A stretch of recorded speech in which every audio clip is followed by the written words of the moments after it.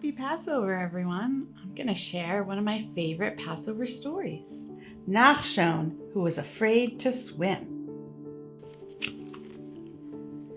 In the days when Pharaoh ruled and the pyramids cast their shadows over Egypt, there lived an Israelite slave named Nachson. Nachson's parents, grandparents, and even his great-great-grandparents had lived as slaves.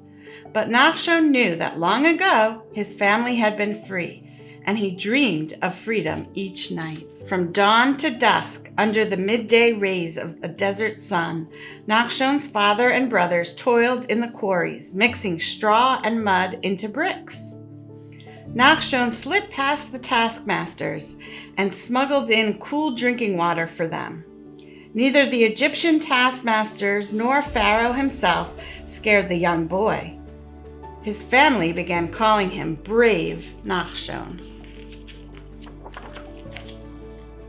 When Pharaoh and his royal courtiers arrived in the city market, most slaves fled in fear. Not Nachson. He trailed behind and spied on them. Whatever Nachson learned, he reported to the Israelite elders. Soon, everyone began calling him Brave Nachson. Nachson, though, had one fear. In the evening, when most slaves took a cool swim in the river Nile, Nachson stood anxiously on the river's edge. He put his toes in the water and trembled. Some days he imagined a giant crocodile grabbing his legs. Other days he pictured himself sinking slowly to the river's bottom, as though bricks were tied to his ankles. The other slaves began calling him Brave Nachson, who is afraid to swim. When Nachson grew old enough, the taskmasters demanded that he join his father and brothers in the quarries. Each day was long, dull, and dusty.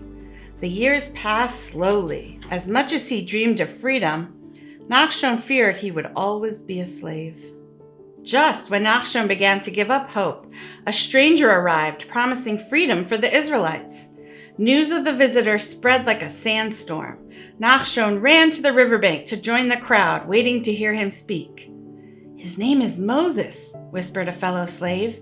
"He says he is an Israelite but was raised in the royal palace until Pharaoh learned his true identity. Then he ran away. He says that God has sent him back to Egypt to demand our freedom." Nachson's heart leaped at the sight. Moses' face glowed like the sun, and his eyes glistened like stars. He held a sapphire blue shepherd's staff carved in the shape of a serpent. Though he spoke haltingly, his message was clear. "You must have faith that freedom is possible," Moses proclaimed, holding his staff toward the heavens. "Real freedom means trusting in God. Real freedom means believing in yourself." That evening, their hope renewed, the Israelite slaves played in the cool waters of the Nile. "Brave Nachson, come celebrate with us," called his friends. "Even today, with the possibility of freedom, are you still afraid to swim?" Moses saw Nachson hesitate. He walked over, bent down, and whispered into the boy's ear. "Real freedom means facing your fears and overcoming them." Nachson looked at the river and repeated Moses' words to himself. It took all his courage just to dangle his legs into the current and splash some water on his body. The next morning, Moses approached Pharaoh and demanded freedom for the Israelites. Pharaoh's heart was hard. He not only rejected the plea, he made the Israelites work harder. But Moses told the people not to give up hope. God will send plagues over Egypt to soften Pharaoh's heart, he predicted. When God sent locusts, Nachson picked each and every insect off the few vegetables in his family's small garden. The plagues did not frighten Nachson. When God sent frogs, Nachson caught a pair in a basket and let his nephew and niece play with them. When God made the land pitch black with light only in Israelite homes, Nachson ventured outside to check on other people. Finally, Pharaoh gave in. He told Moses to take the Israelites and leave. Nachson and his family packed quickly, without time even to let their bread rise. the Israelites headed to the Sea of Reeds and camped on its shores. Suddenly, in the distance, the Israelites heard a strange noise. First, it sounded like rain, then like a large swarm of hornets, then like a herd of gazelles. Nachson ran to the top of a small cliff and looked in the direction of the noise. It was the sound of chariots. "The Egyptians are coming!" he cried. The Israelites wept with fear. They were trapped between the advancing Egyptians and the Sea of Reeds.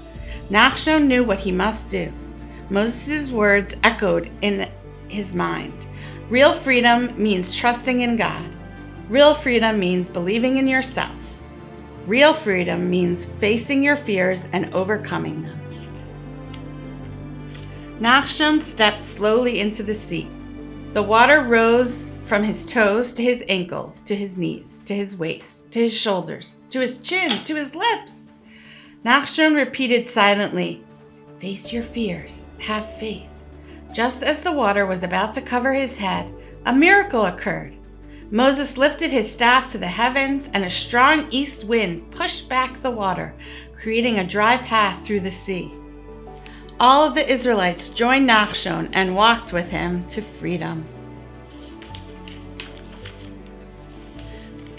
When they reached the opposite shore, the Israelites broke into song. But Nachson simply waded in the sea and let the cool waters remind him that he was free, free from slavery and free from his fears.